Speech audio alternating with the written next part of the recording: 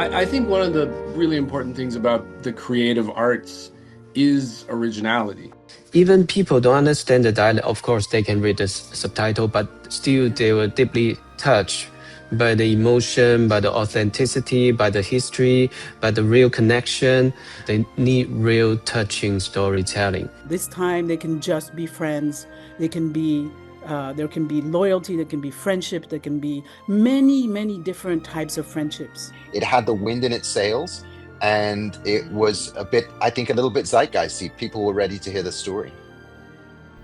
Can you imagine? A slow-paced family drama becomes the blockbuster for the super speed China. What is the secret behind this, and what does it say about China today?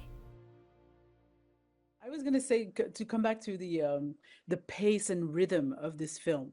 Um, I was going to say that I don't actually think that it's particularly this film is so popular because it's based in Chaoshan. I think it's more about the story itself, the authenticity of the story, um, and it feels so real, almost like a documentary, in fact.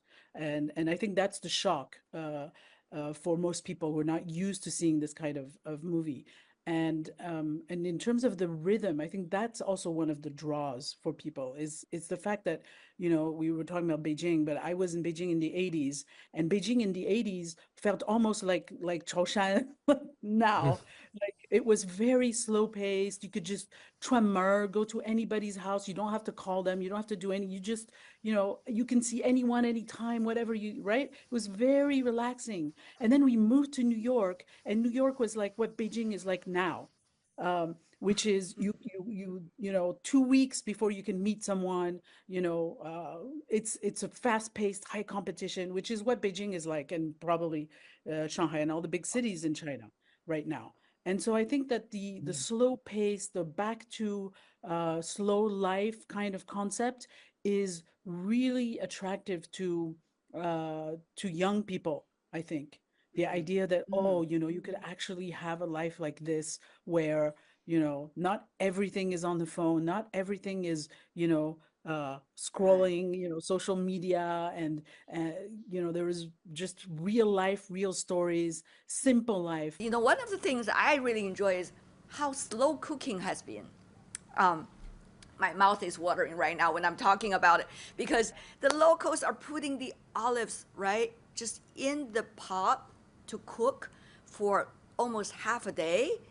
And I remember the grandma when she heard that her husband passed away.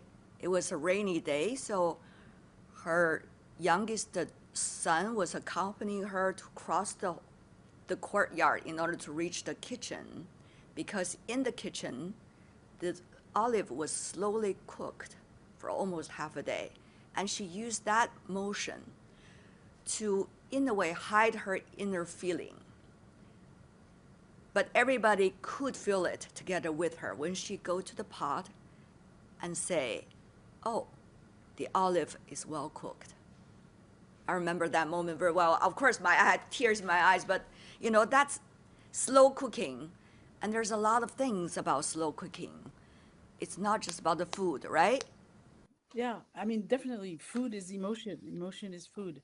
And um, I uh, I think that so after seeing the movie, when I saw it, I wasn't tainted by, all of the comments online that, about this movie.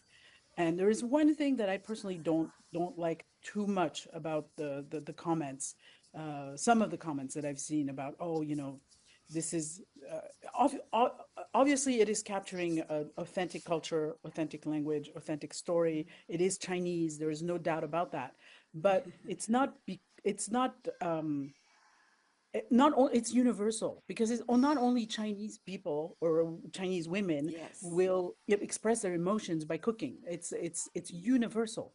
Many Indeed. people are not good at expressing, especially when you're in a PTSD mode or in trauma. You're not going to start analyzing and verbalizing how you feel. You're going to do something that is from You your bake daily life. bread. It needs to be done.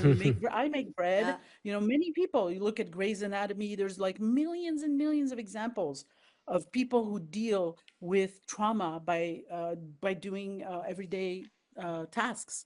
And I think that's Yeah. why it's universal. That's why it makes you cry, because it's universal. If it were just a Chaoshan culture or Chinese culture, it wouldn't make it only Chaoshan people would cry. Right. Except, Right. I didn't cry because of that though. Yeah. Maybe we can ask the other Well. guys why they cried.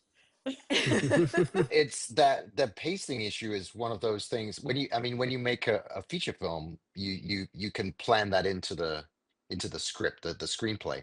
In a Yeah. documentary, that's a rhythm you find in the edit, in post-production.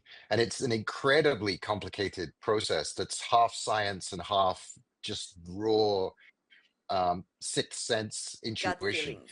But Yeah. it's always hard to get that. And I mean, I personally, there was a movement in cinema in I think the 90s, early 2000s called slow cinema, where this was, became embraced by certain filmmakers, where they would slow everything down and just they kind of force you to follow at their pace, that follow at their pace. I think in this film, an interesting thing. Um, I'm going to throw some salt into the pot of the discussion here, but Okay. Is it going to be a slow cooking?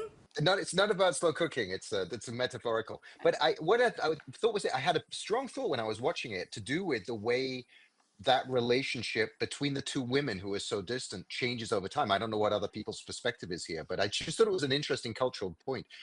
Um, Perhaps as somebody who grew up in Europe, the idea, and I make no judgment on that, just in terms of how I know my own relatives would react to situations. But my first reaction when uh, the husband dies, and then you can tell that Nanja has made the friend in Thailand has made the friend who appears to be a romantic interest, but we come to discover she is genuinely a friend, a sort of sister character to him, decides to not tell the wife over many years. In fact, I mean, 10, 20 years, I think it's 18, 20 years. And I thought it was interesting because I'm aware of this being something that turns up in cinema, Asian cinema, especially East Asian cinema, quite a lot. The withholding of information, and it's done out of love. And I think good films manage to portray that in a way that is subtle and nuanced. Because I think the pitfall here as a filmmaker is that you present that as a black and white action. Either it's fully about love and compassion, or it's something that's taking away the other person's agency. As in, I don't tell them, they never get to make the choice about what they do next. As somebody that crosses cultures, that sits between two cultures, that sat uncomfortably with me in the cinema. And I don't mean that in a bad way. I just mean that in a point of interest. What I liked was that the film didn't kind of resolve that in some ways. It kept that as an open thing. I didn't feel that the film was telling me that her decision to not tell the wife was necessarily a good thing. You could see she did it through love, but there were ramifications, and how they resolved that at the end in terms of the relationship between the two women, I thought was interesting. Not necessarily how I would have done it or how every filmmaker would have done it, but I thought interesting to take something that's culturally very specific. The idea of withholding information, withholding somebody's agency, but doing it out of love and compassion, perhaps because that point in history, if she told the wife, what would she have done with that information, given their poverty, given that life was very tough, that perhaps if she'd known, she would have refused money, and then life would have been even more tough. That there's a sort of compromise going on, and I like the way the film left that open, but also left me with slightly uncomfortable feelings. Those are things I enjoy sitting in the cinema. To feel slightly uncomfortable about decisions that people make. You can kind of understand it. You don't necessarily have to agree. Exactly. That's a beautiful point. Let me have Chiu Fan, who is coming from that culture. Is this something unique about culture, or is it something, as Arthur said, a very different choice by the crew? By the crew. I mean, obviously, there is some historical reason. For example, for most of the time, the letter didn't arrive. That's very often because of during the wartime, the transportation and everything is very possible. But I mean, what author just point out is very important. Like, what humanity would make a choice, and I think the smartest thing the filmmaker put in the film is to keep the audience guessing. You know, Mm, what is happening and what is the consequence and what is the responses of the characters. So I think we just keep, you know, guessing, speculating, you know, how they gonna react, right? Because we all have our own take on this culturally, or like by different age, by different time. So we all will have our own choices. But if you put it back in the historical context, it all makes sense. It all make great sense. And that's my understanding from my parents' generation, even before that. So it's very mm, resilient choices that make through the very difficult, tough time to carry on the surviving of the family and the children and the offsprings, and that's the only choice they can make. So I think it's cultural, but it's also universal. So I think this is the mm. most touching point that can resonate with everyone sitting in the cinema, no matter it's from Chaoshan or not. They all feel it. This is the power through time. Sometimes you just don't know why you make certain choices, but those choices were being made. Whether you can make other choices, yes, you could, and probably the result will be different or similar. You never know, right? Even more than the story itself in every detail, and probably that's really what counts. But anyway, just my personal thought. Go with your both of yours beautiful answer. It Yeah, go ahead. reminds me of the Chinese painting, you know, leaving a lot of blank and emptiness. So-called 留白. Yes, to be even more engaging with the audience. Yeah, yeah, Yeah, that's very yeah. unique. Mm. Right. You buy, and also Andy? the Yeah, sorry. silence Yeah. in the, you know, in the rhythm, and those are all uh, what you could characterize as feminine qualities. Yep. That's why Yep. I was Mm. convinced when I saw the movie. I didn't know, but I thought the director was a woman. I was convinced. This is Yeah. not a film made by a man, Yeah, it's a It and I was is. very well wrong. told woman's story. Yeah. Yeah, because just Mm, Yeah, even the rhythm, the silences, right. I have to say that, you know, when you watch a movie, there's a suspension of belief. mm, And I'm going Mm, to veer towards something else, which is what really sort of surprised me. Uh, um, is obviously I was expecting the usual thing. Okay, here we have a young, beautiful girl in a hotel running this hotel, and all these, you know, migrant men who are married far away from their wives, and you know, there is a dirty reality to to life that is harsh when you're also economically under a lot of pressure, and that was not addressed at all. During the movie, I decided to believe that this was true because I wanted to believe it. Because I wanted to believe what the director was trying to say, that there is, you know, something more beautiful in the human character, that we don't all have to, you know, hurt each other, and the yeah. relationship between men and women are violent, which, you know, I think was a breath of fresh air for in the current times, where I was actually thinking later on, wait a minute, this was totally romanticized. There is no way this mm. girl in this hotel would not have been raped, or, you know, and you're thinking about, you know, Epstein, and, you know, it's still current today. You can only imagine what it would have been like then. So you decide to believe that, okay, the director is trying to show you that there is something, you know, that we all aspire to, whether it was true or not. Caroline, it's a beautiful point you just said. I was feeling a big sense of relief that the story did not turn into, you know, violence against the women, which of course is a thing that's very important that we should also work on against. But, you know, it's not a story that, There's only so much we can take as women in terms of those stories, I think. yeah, it's not every story is a story about that. Yeah. There are always something more important in one story than the other parts of the story, and I'm so glad. I was feeling relief. I feel like you, Caroline. I was actually, the other thing that really surprised me positively is the fact that the emotional center of this film was around uh, two old women. Mm. And you know, the fact that we are extremely ageist in our societies, you know, whether it's in China or other countries, where, you know, and especially for women, if, you know, and women actors, I think actresses, you know, after the age of 35, they're done, basically. There's no more roles for them. And to see that this male director decided to, you know, show a story through old women, I was quite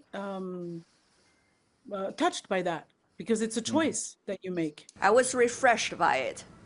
In the US and Europe, you see a lot more older women in films, and it reflects society, I think, a little bit more. And in China, I think we need to work a little harder on that point. And thanks to this film, maybe, you know, maybe it'll show that older women have, you know, parts to play in movies. And by the way, they are so beautiful in their own ways. Both of them shine in the movie. Yeah. How do the gentlemen feel about it? Andy? I think in all our cultures, you know, the grandmothers, they have a very important place in our lives. And, you know, when you see a story, whether it's a book or a movie, actually address that and show that, then no one can deny it. It's like, oh, yes, of course, my grandma was as sweet as that or as wise as that, you know, and it really gives everyone, like, again, you get back to the authenticity of it. You know, it's an authentic thing. Like, oh, there, yeah, of course, there she is. So, and it's not fake and it's not over, you know, done up, and it was perfect that way. So I think maybe like just the theory, but maybe what was been really endearing about this is like once again it addresses that, like people's ming, you know, like back then because of poverty, people had to leave and 出海 and 下南洋 and go out and work across the seas, and you may never see them again. Like literally, when you said goodbye to that person at the boat, you may never see them again, you know. And so that fate, that idea of fate and holding on to your ancestors' memory and so on, it's such a deep rooted thing in our human nature, you know, that and so for a lot of the young Chinese audiences, they're so happy to embrace that and see that, and they see it very much as Chinese because they've been watching so many, you know, Western movies and this whole, you know, the Hollywood style of storytelling, where, you know, this girl in the story would have changed her fate. She would have taken the boat and gone to do this or that. You know, like it's a different way of looking at life in a way. You know, so I think that's a factor in it as well. This sort of Yeah. Western and Eastern sort of 世界观. You know, the our life, Yeah. our view on life. You know. We're having a terrific conversation today. I would love to gather together with you guys for the near future. But for now, if we could just leave our audience with one sentence about your thoughts on this movie. And I've seen a lot of criticism of filmmakers because, you know, look at this movie. It was made so cheap, low budget, no professional actors. You know, what is wrong with you Chinese filmmakers that you can't make more, you know, movies like this? Well, I don't agree with this. I think it's highly unfair, and I think that there is space for all sorts of movies. And if you know, some a leader in the Chinese Film Bureau is listening, I hope that they can give more space to all kinds of different films: small budget, medium budget, big budget, huge budget, professional actors, you know, everything. There is space for everyone. There's so many stories to be told, and we need to tell more stories, more Chinese stories, because they're not enough. Yeah, love that. It's not black and white. It should not be an antagonist world, right? Good point. Let the 100 flowers bloom. Qiu Fan, the Chaoshan boy. Like even as a science fiction writer, so this film make me really want to go back to the, you know, old school times of handwriting and write Mm. letters to your loved ones. So this is how I feel about it. So now I'm carrying on this small notebook with me every day. So I try to do handwriting, you know, to protect your brain and your emotion. Right. in the Right. time of AI everywhere, right? So Great point. Great point. Thank you, everyone. All the best. I really enjoyed it. Thank you so much. Bye bye.